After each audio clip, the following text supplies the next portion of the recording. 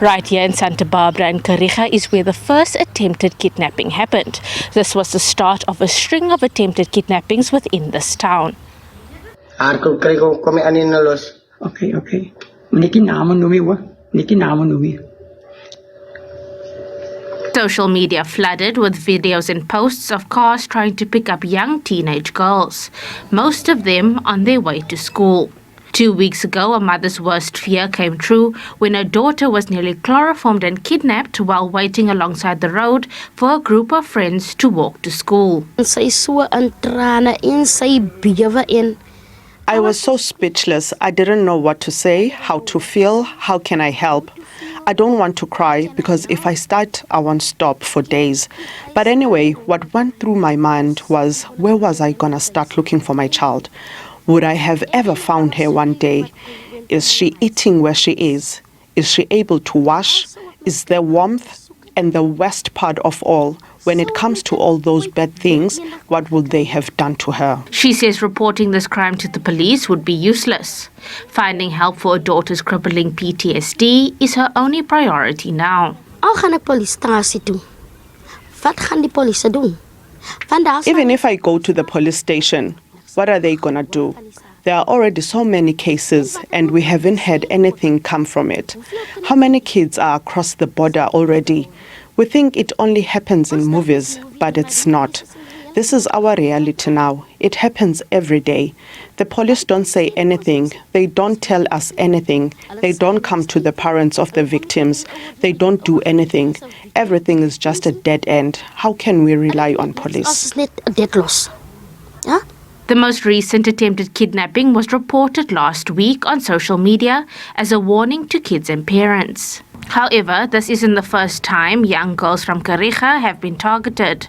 22-year-old Arushka Bonaparte was lured to Johannesburg in 2020 on the pretense of meeting her online boyfriend. But when she got there, what she could have imagined in a worst nightmare did not compare. Ek was Joburg toe.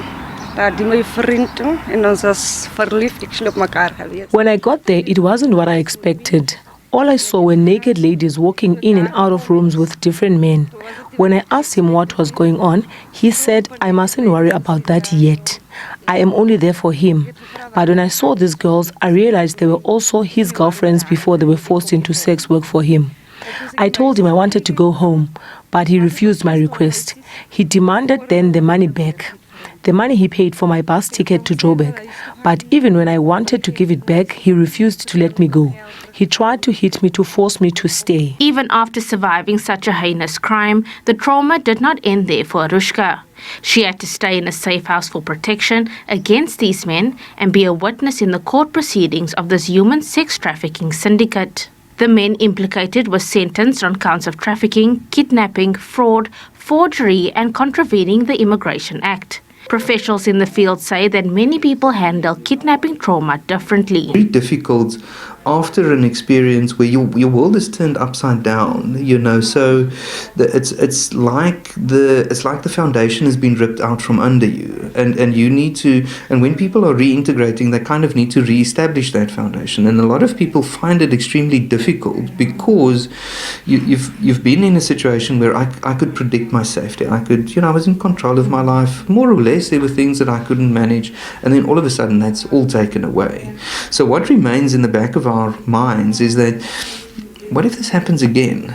What if I'm not so correct about other things that I believe in my life? So it doesn't just challenge, it's not just about kidnapping or being kidnapped again or about our safety. We start to question the foundation of what we believed before, and that is essentially what we refer to as a traumatic experience. Police confirm there are many types of kidnappings that vary from ransom to trafficking reasons.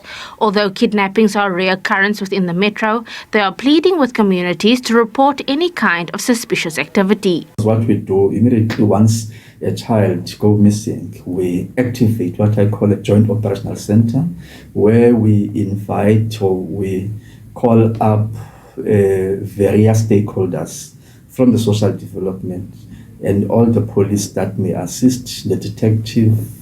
We even deploy the crime intelligence to go and assist us. And in many cases, we have found children because of that kind of an approach. And all that I'm asking, I want to encourage our community, report these cases, even if you are suspecting a virgo. Police want to assure the public that they take kidnapping cases very seriously. Although there are many missing cases in the metro, there aren't many kidnappings. Kim Daniels, SABC News, Gqeberha.